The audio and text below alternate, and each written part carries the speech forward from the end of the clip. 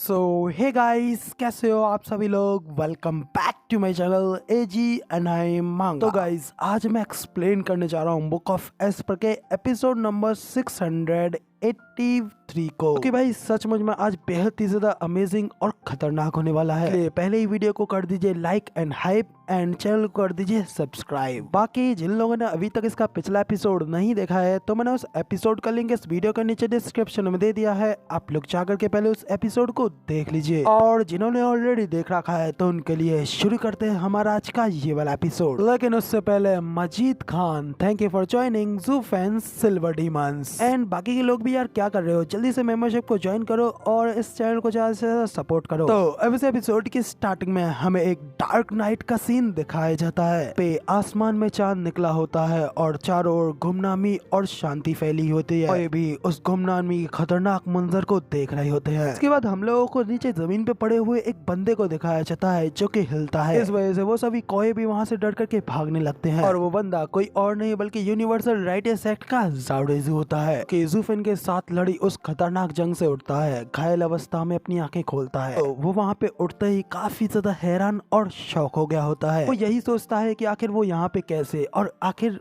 उसके साथ में ये क्या हुआ। फिर अचानक से उसे किसी तरीके की गंदी स्मेल आने लगती है जिससे वो काफी ज्यादा हैरान हो जाता है। मगर जब वो उस स्मेल को देखने के लिए अपने इधर उधर चारों ओर देखता है, उसे अपनी आंखों के सामने एक मौत का खतरनाक मंजर दिखता है। यूनिवर्सल राइटर्स एक्ट के कई सारे एक्सपर्ट्स की बॉडी वहाँ पे बेजान पड़ी होती है। देख करके तो ज़ाओडेज़ू खौफ के मारे घबरा जाता है, उसकी आंखें खुली की खुली रह जाती हैं। हैरान होते हुए कहता है कि आखिर ये कैसे हुआ, आखिर हम लोगों को एक इतना बड़ा डैमेज कैसे मिला और अब आखिर क्या चल रहा है। तो कुछ भी समझ में नहीं आ रहा है कि आखिर अब मैं इतने बड़े नुकसान को अपने ऊपर कैसे झेल पाऊंगा। आखिर वो लड़का ज़ूफेन कहाँ है, वो अब तक मारा गया होगा, है ना। लेकिन तभी अचानक से उसके पीछे से एक जोरदार धमाके की रोशनी नजर आती है। इसे सुनकर के तो वो काफी ज्यादा शॉक हो जाता है। तेजी से उसी ओर भागते हुए अपने मन में घबराते हुए कहता है कि नहीं, ऐसा बिल्कुल भी नहीं हो सकता। आखिर ऐसा कैसे हो सकता है, आखिर इतने लंबे समय के बावजूद भी ये बैटल अब तक खत्म क्यों नहीं हुई। वो तेजी से यूं ही भागते भागते उन लोगों के पास में आता है। उसके सामने उसके यूनिवर्सल राइटर्स एक्ट के और भी कई एक्सपर्ट्स वहाँ पे खड़े होते हैं। ज़ाओडेज़ू देखता है कि उन्हीं के बीच में उसके वो चारों सोल हार्मोनी स्टेज के एल्डर्स भी अभी जिंदा खड़े होते हैं। लेकिन जब वो उन एल्डर्स के भी आगे का नजारा देखता है तो उस नजारे को देख करके उसकी आंखें खुली की खुली रह जाती हैं। सामने वो भयानक मंजर होता है जहाँ पे कि ज़ूफेन का स्कारलेट ड्रैगन किंग और साथ में ज़ूफेन अपनी स्वॉर्ड लेकर के अभी भी उस जंग में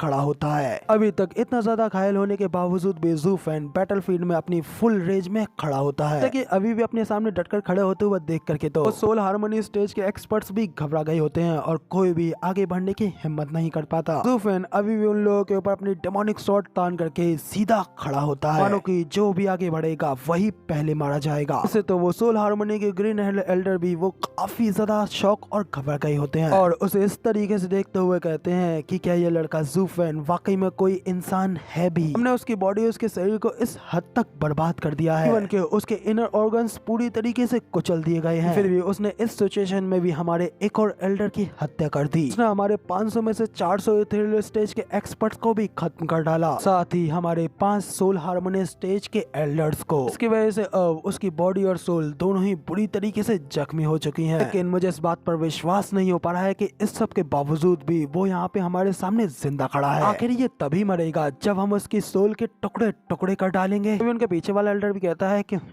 ये बंदा बहुत ही ज्यादा मजबूत है और क्या ये वाकई में रेडन स्टेज पर है भी। तो तभी उनका तीसरा एल्डर भी कहता है कि हाँ, मगर लेकिन अगर हम इसकी सोल को डिस्ट्रॉय करने के लिए जाएंगे तो मुझे डर है कि हम सभी उतने में ही नष्ट हो जाएंगे। हो सकता है कि ये यहाँ पर अपनी आखिरी सांसें ले रहा है, अगर मैं जानता हूँ कि इसकी बॉडी एक ज़ॉम्बी की तरह ही बिल्कुल मजबूत है और अगर अब भी हम इसे मारने के लिए आगे बढ़ते हैं तो मुझे यकीन है कि हमें उसकी एक काफी हाई प्राइस पे करनी पड़ेगी। एल्डर की बात सुन ग्रीन हेयर वाले एल्डर भी कहते हैं कि हाँ, वाकई में तुमने बिल्कुल सही कहा। उसी वक्त उन तीनों एल्डर्स की बात सुनने के बाद में ज़ाओडेज़ू भी पीछे से चिल्लाते हुए कहता है कि क्या यहाँ पे आप सिर्फ 3 एल्डर्स ही रह गए हैं, आखिर आप ये क्या कह रहे हैं। हम लोगों ने आखिर इतना बड़ा नुकसान कैसे उठा लिया, 5 सोल हार्मोनी स्टेज के एल्डर्स और 400 इथेरियल स्टेज के एक्सपर्ट, सभी के सभी आखिर वो ऐसे कैसे मारे गए। कहते हुए ज़ाओ डेज़ू तो पूरी तरीके से टूट गया होता है। वो ज़ू फेन के सामने घुटनों पर आते हुए वो उसे चिल्ला करके कहता है, ज़ू फेन आखिर तुम अभी तक मरे क्यों नहीं हो, आखिर तुम मर क्यों नहीं जाते। मैंने खुद पर्सनली जाकर के सेक्ट से इस मिशन की परमिशन ली थी, लेकिन अब इतने सारे लोगों की मौत के बाद आखिर मैं इस बारे में उन लोगों को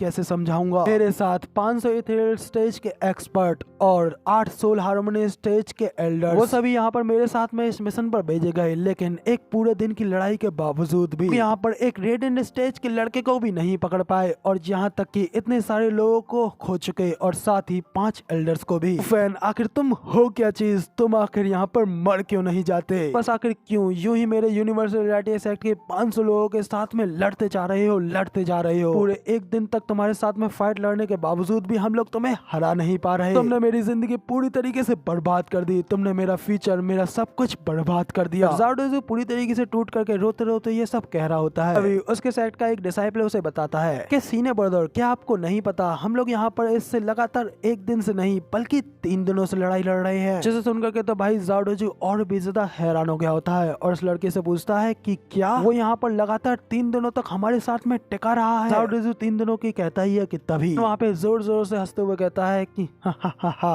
तो अब मुझे पता चला, अब तक यहाँ पे मुझे लड़ते हुए पूरे 3 दिन हो गए हैं। अगर वाकई में ऐसी बात है तो अब तुम लोग चाह करके भी यहाँ पर किंग चेन का पीछा नहीं कर पाओगे। ज़ू फेन के हाथों से उसकी स्वॉर्ड छूट जाती है और वो भी सीधा नीचे जमीन पर जा गिरता है। तो ये सब देख करके तो वो एल्डर्स की भी आंखें खुली की खुली रह जाती हैं। वो सभी काफी ज्यादा हैरान हो चुके होते हैं। उन्हें समझ में नहीं आता है कि आखिर वो 3 दिन के सुनते ही ऐसे कैसे गिर गया। मगर तभी इधर ज़ू फेन के स्कारलेट ड्रैगन किंग की सोल भी अपने आप डिसअपीयर होने लगती है और वापस ज़ू फेन की बॉडी में समाहित हो जाती है। ज़ू फेन जैसे ही नीचे जमीन पर गिरता है, उसकी सारी पावर्स, उसका सारा ऑरा खुद ब खुद डिसअपीयर हो जाता है। ज़ू फेन बिना किसी हरकत किए नीचे बिल्कुल बेजान की तरह पड़ा रह जाता है। तो उसे वहाँ पे इस तरीके से गिरता हुआ देख करके वो एल्डर भी ज़ू फेन को चेक करने के लिए उसके पास में जाते हैं और फिर वो ज़ू फेन को करीब से देखते ही पहचान जाते हैं और सभी लोगों को बताते हैं कि अब मुझे समझ में आया, ये तो ऑलरेडी मारा जा चुका है। तो ज़ाओ डेज़ू को एक बार पे भी यकीन नहीं आता और इसलिए वो दोबारा एल्डर से पूछता है कि क्या